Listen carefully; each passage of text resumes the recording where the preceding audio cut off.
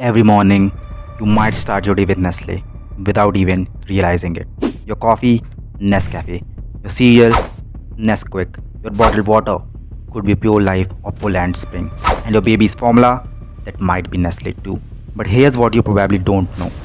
Behind those innocent brands lies one of the most powerful and most controversial corporations on earth. Nestle isn't just a food company, it's a $300 billion empire built on baby formula scandals, water privatization, child labor, and quite global domination. And yet, you probably still buy from them every single day. Because Nestle doesn't just sell food, they sell trust and then they break it.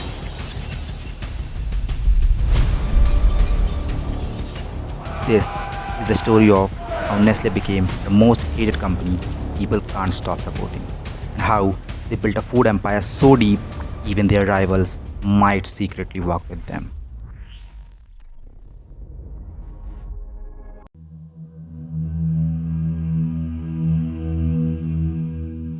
It started in 1866. A Swiss pharmacist named Henry Nestle created a powdered milk formula to save malnourished infants. It worked and soon became a success across Europe. From milk, the company moved into chocolate, coffee, and canned goods, always promoting health, purity, and safety.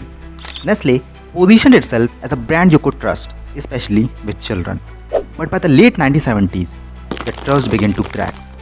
Nestle launched aggressive campaigns to sell its baby formula in developing countries, even where clean water wasn't available.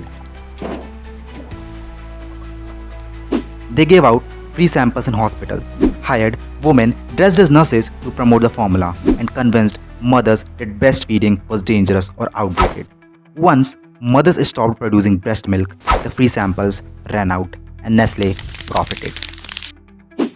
Many children fell sick, or worse, all while Nestle expanded in silence. Scandals became so big that it led to global boycotts. But while the world was distracted by the formula, Nestle was already moving into its next conquest. And that brings us to chapter 2.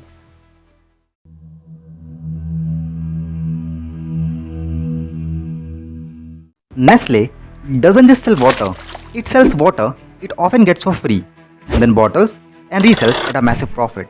In places like California, Flint, Pakistan, and parts of Africa, Nestle has been accused of draining public springs, paying next to nothing for water extraction, bottling it, and selling it back, even to people facing droughts. In drought hit California, Nestle was caught extracting millions of gallons of water from national forest, while residents faced water restrictions. The backlash was massive, but the business never stopped. Because while critics screamed, Nestle quietly expanded into over 70 bottled water brands globally. And yet, even that isn't the company's darkest side.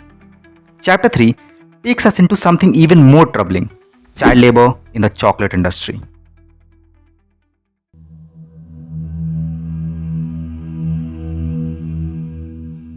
Everyone loves chocolate, but few know the dark truth behind how it's made. Nestle is one of the world's largest chocolate producers, and much of their cocoa comes from West Africa, where child labor is shockingly common. Reports and investigations found children as young as 10 years old working on cocoa farms. Dangerous tools, long hours, zero schooling. Some were even victims of human trafficking.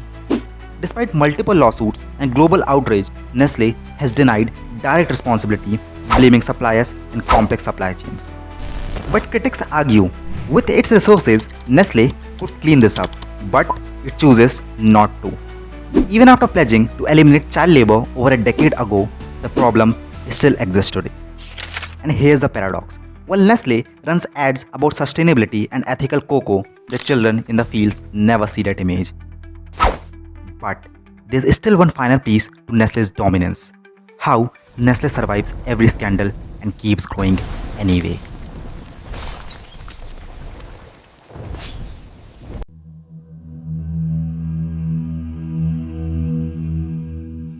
Most companies collapse under global boycotts, lawsuits, and negative press.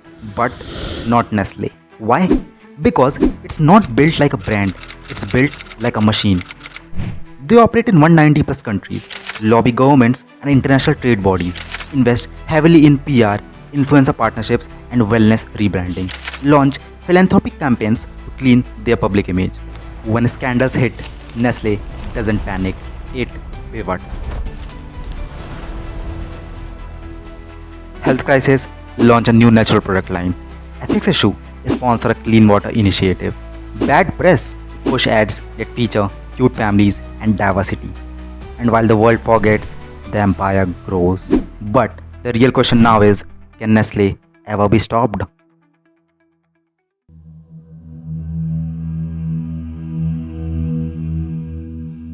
Nestle didn't become a giant by chance. It became one by mastering the three things humans can't live without: food, water, and trust. But the trust has been broken again and again. And while more people are waking up, switching to local brands, demanding ethical supply chains, Nestle still controls too many layers of the system.